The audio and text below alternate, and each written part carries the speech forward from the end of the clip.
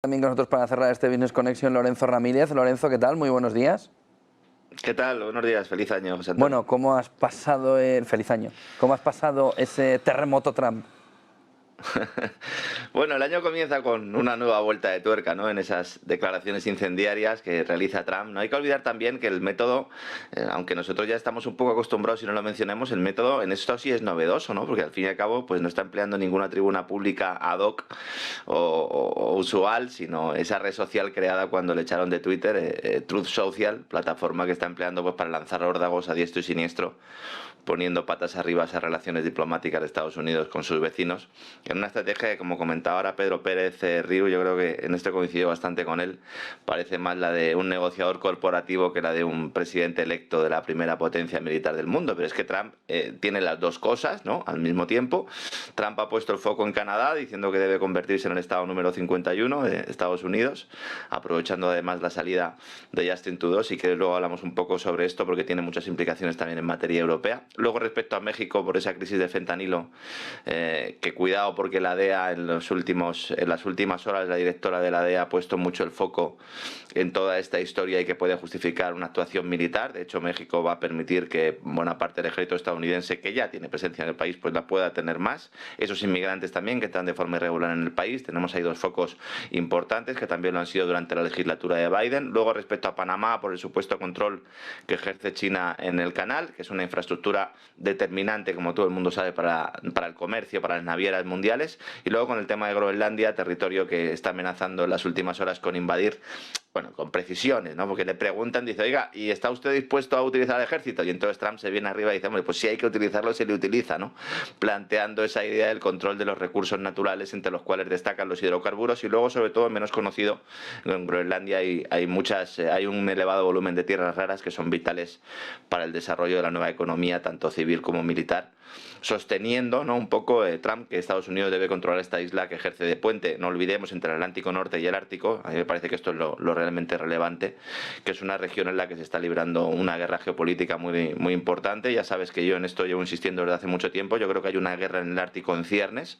Yo creo que del Báltico vamos a pasar al Ártico. Estamos hablando de un sitio en el que tanto China como Rusia quieren desarrollar nuevas rutas comerciales que van a suponer un giro de 180 grados en el statu quo actual, haciendo que enclaves como el Estrecho de Hormuz, el Canal de Suez y otros puntos controlados por Occidente, y en los cuales pues Oriente Medio también tiene, evidentemente, por cuestión geográfica, ¿no?, mucha carne en el asador, pues pueden perder peso en favor de esas nuevas rutas y, por lo tanto, si pierden peso, también reducir el poder de la OTAN y de sus aliados o de sus súbditos, ¿no?, como queramos verlo. Respecto al tema de Groenlandia, hay que decir que no es la primera vez, no que Trump se manifiesta sobre esta isla del Ártico, sino que la Casa Blanca se manifiesta.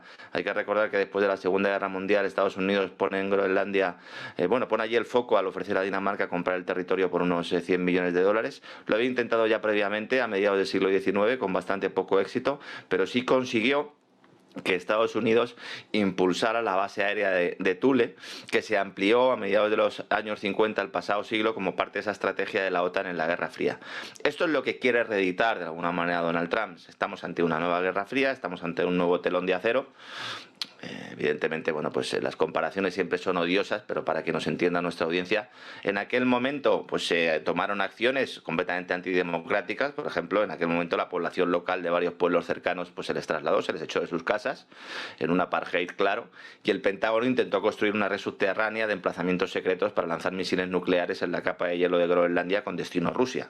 Es decir, hay algo más que el fenómeno económico. Esto es un proyecto que se llamaba Proyecto Iceworm, que no salió adelante, pero que conocimos sobre todo posteriormente, incluido el gobierno danés, que no lo sabía, cuando se desclasificaron muchos documentos a finales de los años 90 del pasado siglo, porque hubo un accidente con un bombardero B-52 equipado con material nuclear.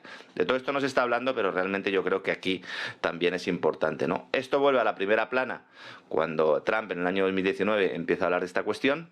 En el año 2020 Dinamarca y Groenlandia y Estados Unidos alcanzan un acuerdo para incrementar las inversiones estadounidenses en Groenlandia, para reabrir el consulado estadounidense en Nuuk, y ahora Trump realiza este mensaje al mismo tiempo que anuncia nuevo embajador de Estados Unidos en Dinamarca, al cual pues evidentemente le espera un papelón tremendo. Y además saca a colación los aranceles como chantaje para presionar al gobierno danés, que a su vez también aprovecha para anunciar un incremento del presupuesto militar, dinero de los daneses que acabará en las arcas de las compañías de armamento de Estados Unidos. Por lo tanto, estos enfrentamientos también hay que verlos un poco con esta perspectiva: río revuelto, ganancia de pescadores, y los pescadores nunca son los ciudadanos, ¿no?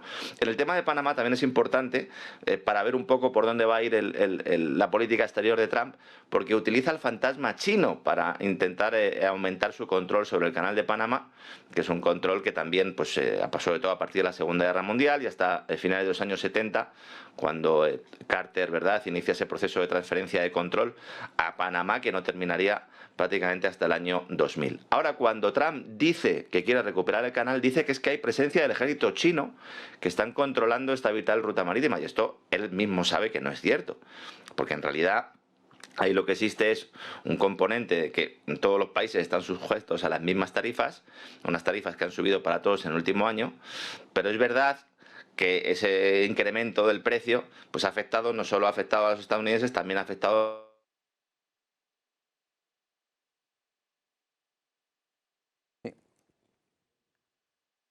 16 de la mañana hemos tenido ahí un corte con la señal de Lorenzo Ramírez. Vamos a ver si recuperamos enseguida esa señal. Estábamos viendo con el tema de lo que está sucediendo con el canal de Panamá, también con Groenlandia, alrededor de esas palabras ayer de Donald Trump, alrededor de cómo bueno, iba a comportarse. Lorenzo, perdón, que te hemos perdido. No, así va a hablar de los chinos y caerse la conexión, ¿no?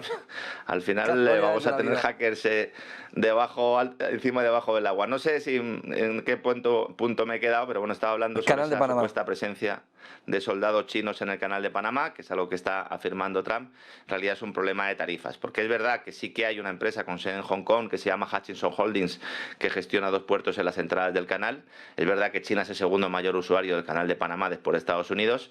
Es verdad también que el gobierno de Panamá pues cortó lazos diplomáticos con Taiwán en el año 2017, lo cual también pues incluye un componente geopolítico importante, pero lo que pretende Trump en el caso de Panamá aquí sí que es estrictamente económico. Lo que quiere es que se rebajen las tarifas a las navieras estadounidenses, y esto, bueno, pues al final es una estrategia de negociación pura y dura. Yo creo que el punto importante, como te decía, está en Groenlandia. Vamos a ver más puñetazos encima de la mesa de Trump. Luego tendrán que ser los representantes del Tesoro, los representantes del comercio exterior, los que tengan que ir por detrás tejiendo un poco relaciones, y él pues va a hacer la labor que ha hecho pues en sus diferentes empresas, ¿no? Ir a la reunión primera y luego que los detalles se acuerden, ¿no?, en otras reuniones, en otros despachos en los que él pues ya no estará, José Antonio. A partir de ahí, bueno, entiendo que también te ha dado una sorpresa importante lo que sucedió ayer con Zuckerberg. Una carta de cambio de época, ¿no? De cambio de época o de tengo estos principios, pero si no te gustan los cambios, porque mis únicos principios son el dinero, el dinero y el dinero. He sido el estilete del control social, he sido el estilete de la censura, de la verificación de contenido, de la censura, pero ahora veo que esto va por otro lado y yo me sumo al carro. ¿Qué te parece? Porque lo empezamos a ver ya con los anuncios como el de Apple, que tuvo lugar con esta campaña navideña. Estamos viendo como esa idea, ¿no?, de lo que se ha venido a denominar esa agenda woke, esa agenda salvando las distancias, ¿no?, un poco lo que podríamos entender en España como el progre unido con Agenda 2030, eso que han ido defendiendo las empresas de Silicon Valley, ha fracasado estrepitosamente porque el público no lo ha aceptado, no ha pasado por ese aro. Entonces aquí se ha juntado por un lado el tema del negocio puro y duro, el tema económico, como siempre sucede, con el tema político. Ahora hay que arrimarse al sol que más calienta. ¿Y cuál es el sol que más calienta? Pues el sol que más calienta es el de Trump y en el caso tecnológico el de Elon Musk. Entonces estamos viendo un determinado viraje. ¿Qué hace Meta? Compañía que no olvidemos, ya cuando se cambia el nombre de Facebook a Meta ya tenía problemas económicos bastante serios. Muchos usuarios se habían dado de baja, en buena medida por esta circunstancia que estoy contando, y sobre todo porque salió a la luz pública pues todas las injerencias que tuvieron lugar desde Washington, desde los despachos de Washington y desde otros organismos e instituciones supranacionales, apretando a los señores de Facebook, que directamente tenían agentes de inteligencia dentro de la propia compañía censurando los mensajes. Y ahora, pues para no recibir un golpe y para pues poner a Silicon Valley al servicio de ese complejo militar industrial, pues Meta hace ese viraje arrimándose al sol que más calienta. Se han enfadado mucho las empresas, las denominadas agencias de verificación, sobre todo las españolas, las que giran en torno a Neutron y Maldita.es, porque una de las decisiones que ha tomado Meta básicamente es dejar de utilizar sus servicios. Estas empresas, a lo mejor la gente no lo sabe, pero pertenecen a una red internacional de agencias de verificación que están financiadas por una cosa que se llama el Instituto Pointer y que a su vez recibe dinero fundamentalmente de la Open Society de George Soros y de la OTAN. Son sus dos principales financiadores, es decir, son los que están pagando la fiesta. ¿Esto implica que se va a acabar con la censura en las redes? No, evidentemente no. Esto implica que va a haber un cambio en los poderes que van a ir censurando las redes y lo que quiere Meta es ponerse a disposición de la nueva administración norteamericana. Como te digo, va a haber otras compañías que van a realizar también este giro. A Google no le va a hacer falta porque Google está tan dentro, ¿no?, del sistema de inteligencia norteamericana que prácticamente no sabemos dónde acaba uno y empieza el otro. La NSA y Google son prácticamente la misma entidad, sobre todo gracias, ¿no?, a esa actuación del que fue su gran preboste Eric Schmidt, que sigue estando en los organismos de decisión de Washington, sobre todo en materia de seguridad cibernética y también, por qué no decirlo, de control social. Y luego pues iremos viendo, insisto, cómo ese Silicon Valley cada vez más importante. No olvidemos que cuando Eisenhower hablaba del complejo militar industrial, estamos todavía en los albores, ¿verdad?, de ese desarrollo tecnológico y militar, pero ahora ya tenemos lo que se podría denominar también ese complejo militar industrial y tecnológico, con esa inteligencia artificial y esas grandes compañías de Silicon Valley, y luego, como dice Michael Shellenberger, también un complejo militar industrial de la censura, que no va a desaparecer, como digo, lamentablemente, pero sí que va a mutar. Hay algunos temas que van a poder, que van a seguir sin poder tener un análisis objetivo, como son los de siempre, el tema del COVID, el tema del cambio climático y el tema de la guerra de Ucrania. Pero bueno, vamos a ver un cambio de cromos y veremos hasta qué punto pues esto se traduce realmente en más esferas de libertad, que es lo que dice el señor Zuckerberg, siguiendo un poco la estela de un Elon Musk, que bueno, pues parece ahora que es el adalid de las libertades del mundo, cuando todavía mantiene a muchos expulsados y bloqueados de sus redes sociales, ¿no? Junto a Zuckerberg, el otro protagonista del día de la semana está siendo Trudeau, que parece que ha visto también las orejas al lobo, ha visto la llegada de Trump y ha dicho, aparta de mí este cáliz, ¿no?, de tener que soportar lo que ya empieza a ser el acoso hacia ese mundo woke, ¿no?, y siendo él uno de los adalides principales, sí, junto a Zuckerberg, ¿eh?, pero uno se va y el otro sí, se queda y cambia de chaqueta, pero este que dice definitivamente que en su propio partido lo mandan a casa. Claro, este cambia de chaqueta porque le enseña la puerta de salida a Chrystia Freeland, que es en realidad quien ha estado controlando el gobierno de Canadá, porque además lo ha hecho de una forma muy inteligente, porque al final todos nos fijamos en Trudeau y no nos fijamos en Chrystia Freeland, otra de las chicas de Open Society, otra de las chicas de George Soros, que además estaba detrás del zar globalista canadiense, un Trudeau que a su vez era uno de los chicos de los recados del Foro Económico Mundial y de ese gran reseteo liberticida que, como sabes, pues denuncio desde hace muchos años, ¿no? Ha estado una década siguiendo esos designios de sus amos, ahora anuncia que se marcha con unas cifras de respaldo popular ínfimas y acosado por una crisis económica de caballo, especialmente en materia de inflación alimentaria e inmobiliaria, aunque lo más relevante han sido los escándalos políticos y sobre todo por las acciones totalitarias que ha puesto en marcha de la mano de esta señora, de Chrystia Freeland, que es viceprimer ministra, ministra de Finanzas, titular de la cartera, que es quien en realidad ha precipitado los acontecimientos, ha dado la espantada, la dio hace 3 semanas ante la incapacidad para sacar adelante los presupuestos públicos y, como te digo, está en la diana de la población, no solo por su nefasta gestión económica, sino por esas decisiones, como yo creo que la más relevante y la más importante y la que marca un hito es la de congelar las cuentas bancarias de los manifestantes de las famosas caravanas de los camioneros y también congelar las cuentas corrientes de las familias y de los amigos. Es decir, se utilizó el sector financiero para hacer una persecución ideológica y congelar cuentas bancarias en una muestra de esa deriva totalitaria que se está poniendo en marcha en Occidente empleando al sector bancario. Veremos hasta qué punto el sector bancario se deja, ¿no? Porque el sector bancario hasta ahora ha sido cómplice, pero puede dejar de serlo. Hemos visto en las últimas horas como algunos grandes bancos se van saliendo de esa alianza del net zero, que también tiene mucho que ver con esto. Con una censura institucional para callar a los disidentes, empleando ese recurso del delito de odio. En esto también ha sido Canadá uno de los principales más relevantes, marcando un poco la línea o el ejemplo que quería luego implantar aquí en la aristocracia política europea de von der Leyen y sus secuaces. Y luego encima, y esto a mí me hace mucha gracia porque esto hay que tomárselo de verdad, pues a pesar de la gravedad, con cierto humor, encima Freeland se hace la digna, ¿no? Esto es como al marido que le echan y le ha puesto la mujer las maletas en la puerta y cuando llega por la noche coge las maletas y dice que se ha ido él. Hombre, te han echado.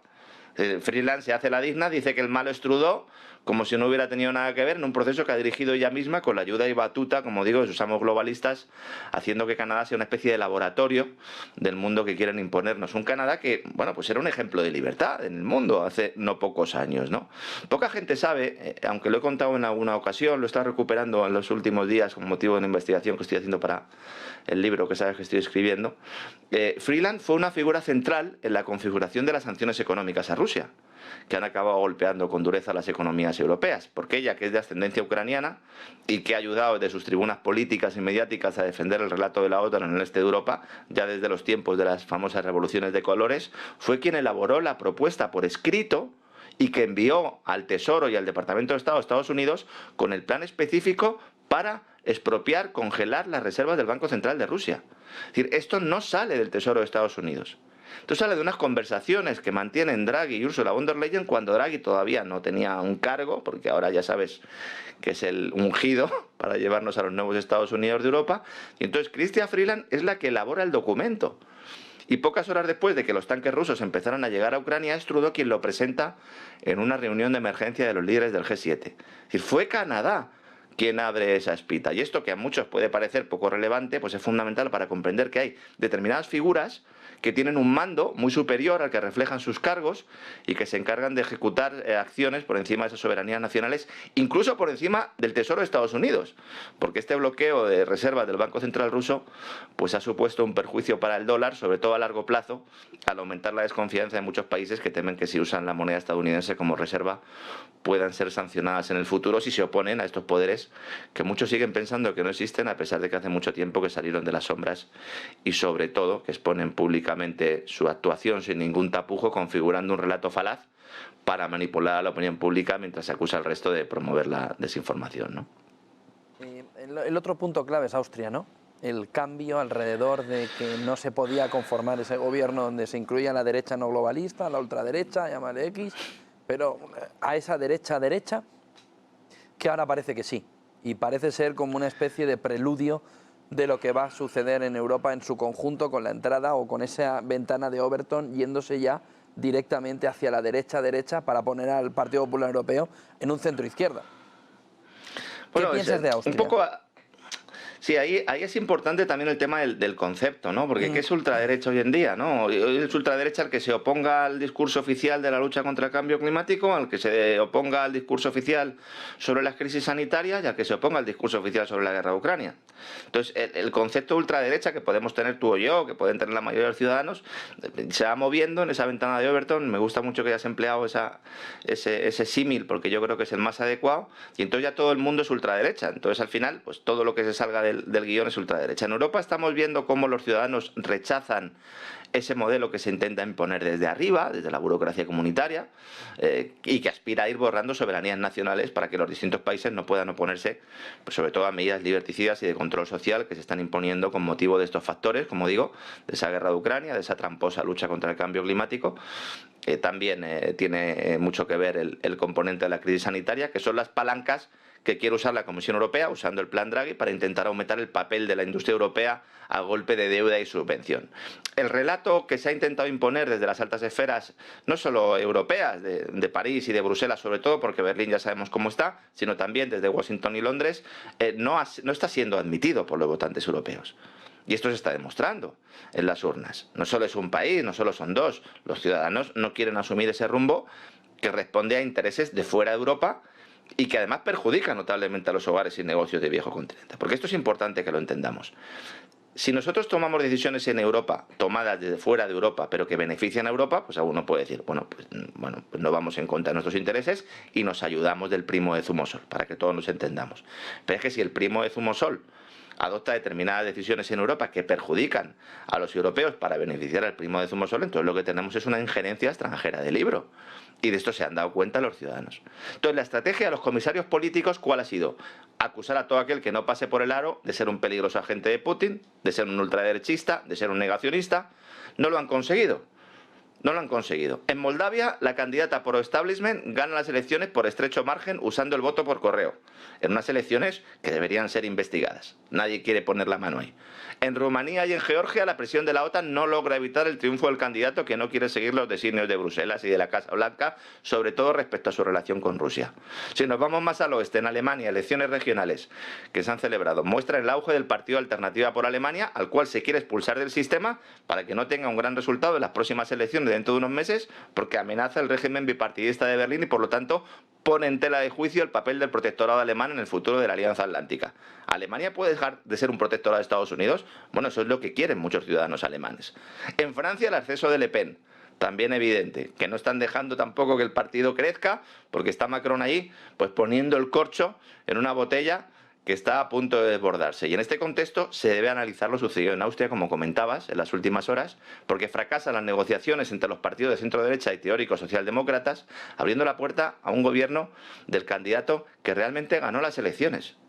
Que este señor tuvo el 30% de los votos. Y cuando ya no queda más remedio, dice, mira, como no nos podemos poner de acuerdo, vas a gobernar tú. Y además te vamos a calificar de ultraderechista. Y si uno analiza su discurso, en realidad, este tipo lo que hace es poner en duda esos pilares que te comentaba antes sobre los que se quiere construir la nueva Europa, especialmente las tres. Y en esta nueva Europa, los burócratas que dirigen el cortijo pretenden que todo aquel que cuestione los pilares va a ser expulsado de la plaza pública.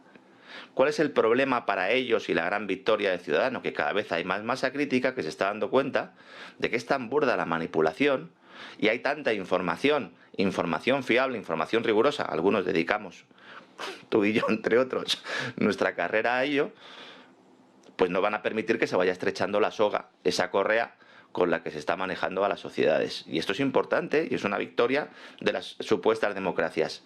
Mi gran duda es, ¿van a permitir que esto suceda? ¿Van a dejar realmente que sean los ciudadanos los que puedan ir eligiendo a sus líderes? ¿O van a poner o van a facilitar que estos líderes calificados de ultraderechistas salgan a colación para justificar posteriormente determinadas acciones políticas, ponerlos en la picota y cuando venga esa recesión oficial, cuando venga ese cambio de ciclo, culparles a ellos de todos los males? Bueno, pues me temo que esa es la estrategia, José Antonio.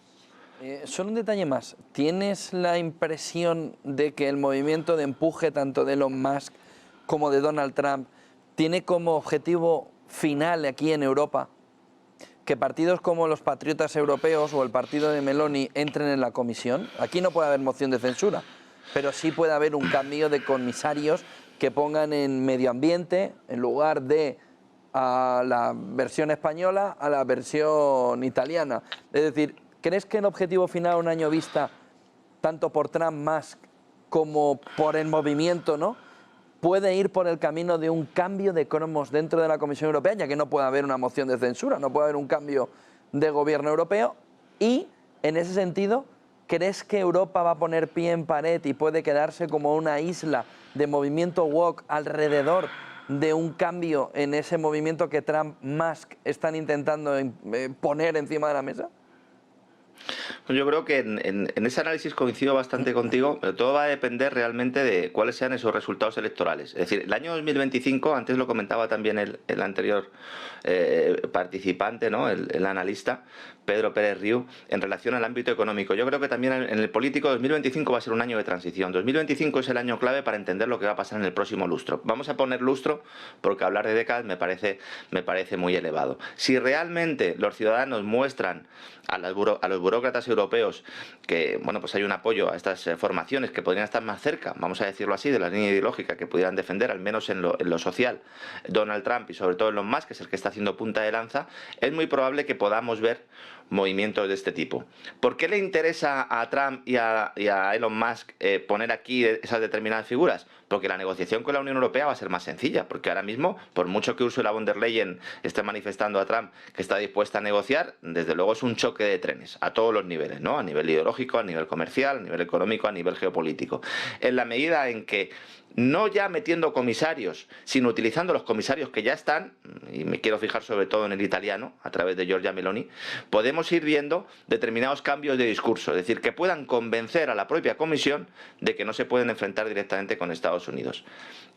En el aspecto de la isla woke es en lo que yo soy más pesimista, porque creo que la idea clara es ir avanzando en esa línea. Y si uno analiza el plan Draghi, aunque sea un plan estrictamente económico, fundamentalmente económico, bebe un poco de esta idea, ¿no? Al final yo creo que se llegará a algún tipo de consenso, habrá aranceles, habrá castigos, pero Europa, si no quiere convertirse en esa isla, tendrá que colaborar, al menos durante esta legislatura de Donald Trump, esperando que en el futuro vengan tiempos mejores. El problema es que en el futuro, a lo mejor, Europa, siguiendo la famosa expresión, ¿no?, que popularizó aquel vicepresidente del PSOE español, Alfonso Guerra, a lo mejor Europa no la reconoce ni la madre que lo parió, ¿no? Una cosa más y te dejo, que son las 10:25, pero es que me tiene totalmente afectado, ¿no?, lo que sucedió ayer con Zuckerberg. ¿Crees que es un movimiento al estilo de lo que hemos visto en la izquierda aquí, con los medios de izquierdas, de ha llegado el PP, vamos a sobrevivir 4 años y cuando quedan 3 meses para llegar a las elecciones soy el más socialista y me cambio de chaqueta? ¿O crees que de verdad hay un cambio que, impulsado por un Elon Musk, que en el fondo hace 4 años también criticaba a Donald Trump, viene a ponerse detrás de Donald Trump para hacer un gran cambio? ¿O crees que simplemente, oye, tengo estos principios, pero si quieres me los cambio? ¿Te gustan los cambiados? Sí, pues me los dejo cambiados. ¿O crees que de verdad hay un cambio de época? ¿O crees que es simplemente una pausa? No sé si me explico bien. Sí, es simplemente una pausa para luego, de oye, voy a vivir bien ahora y ya volveré a implementar la agenda. Bueno, en el caso de Zuckerberg no es voy a vivir bien, sino voy a sobrevivir. O sea, no estamos hablando de un contexto en el cual las tecnológicas digan voy a estar mejor de lo que estaba antes. Es decir, bueno, determinadas tecnológicas como Facebook, Meta, voy a sobrevivir. Recordemos que Meta, Facebook, está probado, ha participado en la manipulación de las elecciones de Estados Unidos y también ha participado, a lo mejor en este caso no podemos hablar de manipulación, pero sí ha censurado muchos contenidos en las elecciones europeas. De hecho, la Unión Europea contrató a Meta en su momento. Entonces, el papel de Zuckerberg es voy a salvar la empresa. Y en ese sentido es una visión cortoplacista. A la hora de determinar cuál va a ser el papel de la tecnología, los aspectos de política exterior y de geopolítica que vengan desde Washington, yo creo que ahí sí que hay un cambio estructural. Porque ahí quien está tomando realmente las decisiones no es Elon Musk, que es el que pone un poco la cara y el que de alguna manera pues también le gusta, ¿no? Es el más mediático, sino Peter Thiel. Peter Thiel es el preboste de Palantir Technologies y sé que de verdad está aplicando una revolución del gobierno tecnocrático desde dentro.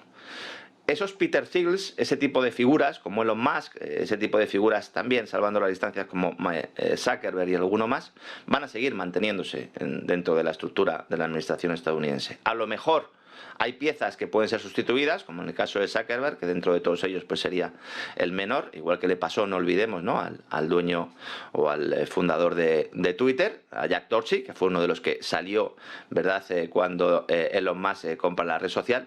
Pero va a haber otros, que yo creo que es en los que nos tenemos que fijar, más importantes, que sí que van a avanzar en ese papel del gobierno tecnocrático y que son a mí a los que me dan realmente más miedo, ¿no? Respecto a Meta, no olvidemos, no hace falta ser muy inteligente para determinar. Meta, Facebook, es una creación de los servicios de inteligencia y se basa en una empresa que se llamaba LifeLock, que el mismo día, prácticamente el mismo día que la cierra la CIA, la cierra la NSA, pues se pone en marcha Meta, Facebook, teniendo en el Consejo de Administración gente de la inteligencia norteamericana, porque vieron una vía muy importante para poder espiar a los ciudadanos sin necesidad de espiarlos desde las agencias de inteligencia, porque los ciudadanos se espían a ellos mismos y encima publican sus cosas en las redes sociales, ¿no? Por lo tanto, esto es una herramienta importante, siempre van a estar manejadas desde dentro y los directivos que quieran mantenerse tendrán que bailar al sol que más calienta. En este caso es Donald Trump y si en el futuro hay un presidente demócrata, pues tendrán que cambiar la cara, aunque por dentro, en las máquinas, siguen haciendo exactamente lo mismo porque los presidentes de gobierno, ya sabes tú, que mandan mucho menos de lo que algunos creen. Lorenzo Ramírez, gracias por compartir este tiempo aquí con nosotros en Negocios Televisión. Buen día, buen negocio. Encantado. Y feliz año. Buen 2025. Encantado como siempre de estar con vosotros. Un fuerte abrazo, Santiago. Un fuerte abrazo. 10